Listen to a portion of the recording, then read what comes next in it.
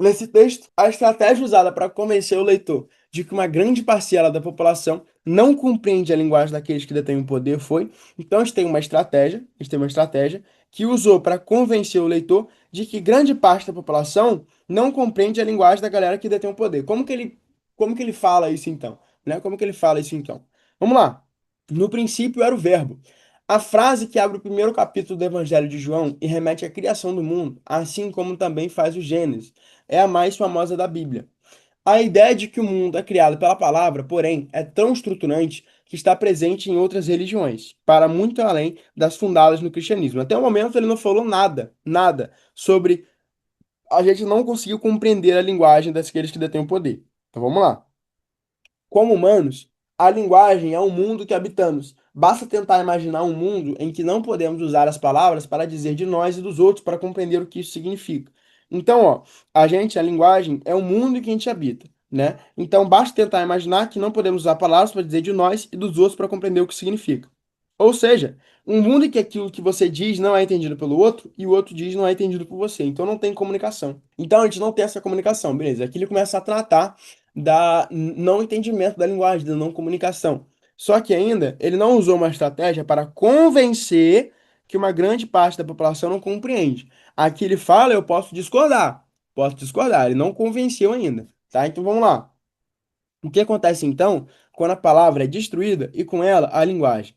Durante séculos, em diferentes sociedades e línguas, é importante lembrar que a linguagem serviu e ainda serve para manter privilégios de grupo de poder e deixar todos os outros de fora. Então aqui, ó, ele começou a tratar sobre como que a gente não entende a palavra, tá?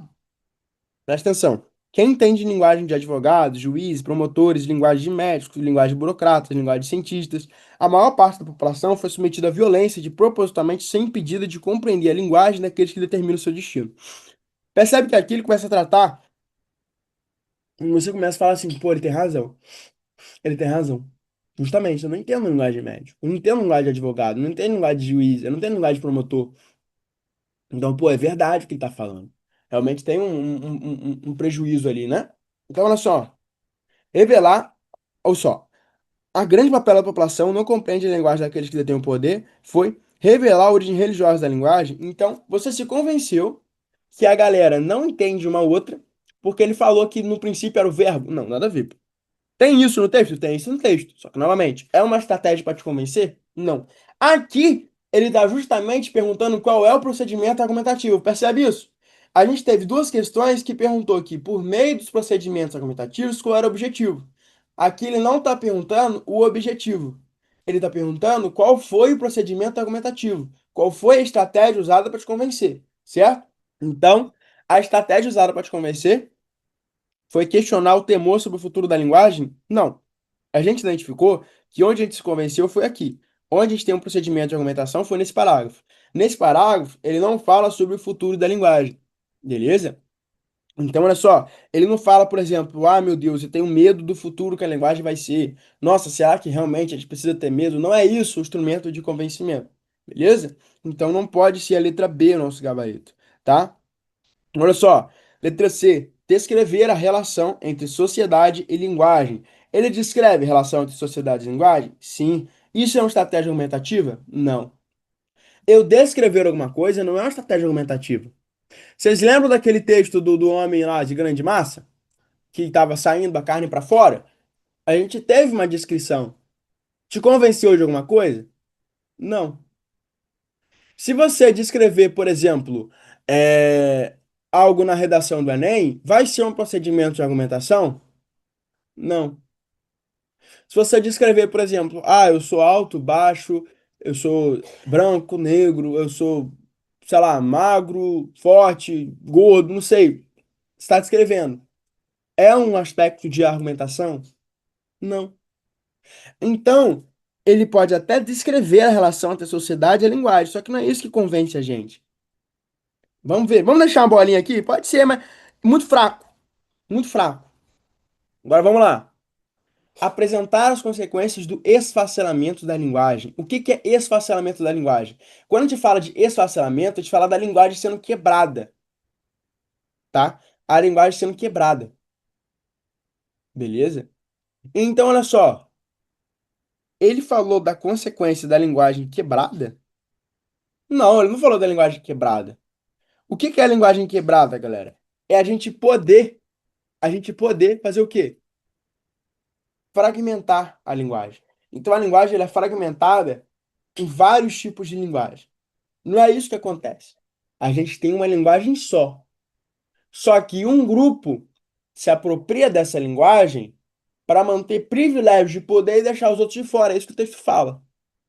Então, eles impedem da gente de compreender a linguagem deles para poder determinar os nossos destinos. Então não é a linguagem sendo quebrada.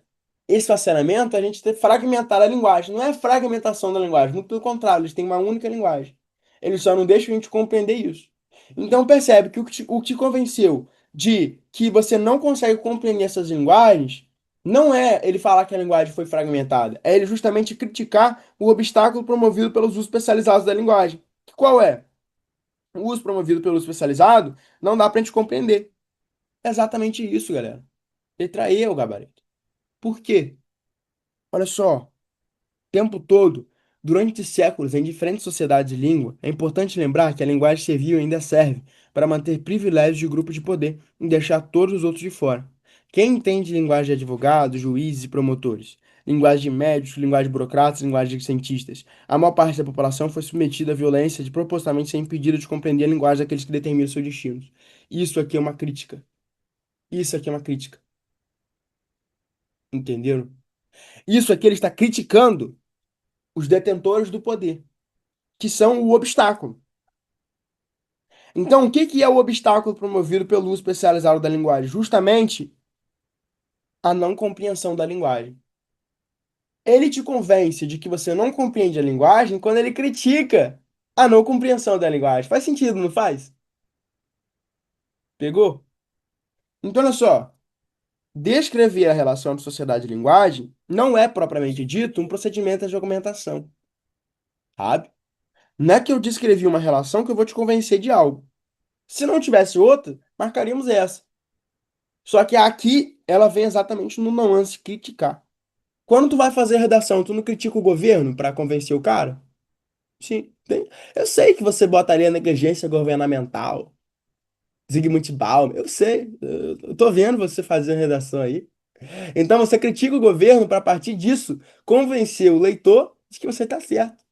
Se você gostou dessa resolução, então espera para ver o que é ter aula de todos os conteúdos para a prova do Enem dos principais vestibulares dentro da minha plataforma de estudos, que é a plataforma Memorize. Eu dou aulas ao vivo de todos os conteúdos que caem nas provas, principalmente aprofundando a nível medicina para biologia e química. Dentro do Memorize, você tem acesso a trilha de estudos, aulas gravadas, listas selecionadas, materiais e apostilas, resumos, um banco com mais de 170 mil questões, sistema de flashcards próprio integrado dentro da plataforma com mais de 5.000 flashcards, acesso a monitores que irão te orientar, comunidade de estudos, mentoria preparatória para a prova do Enem e também os vestibulares mais específicos e difíceis do Brasil. Se você está gostando então dessa resolução e quer mais, ou seja, quer se preparar em alto nível para a prova desse ano, aqui embaixo você vai encontrar o primeiro link, que é um link para você fazer parte da minha plataforma e ter aula comigo de todos os conteúdos e se preparar, elevar o seu nível para ser aprovado ainda esse ano. Clica aqui embaixo e vem fazer parte da maior e melhor plataforma de preparação para Enem e vestibulares do Brasil. Um grande abraço e eu te vejo lá dentro.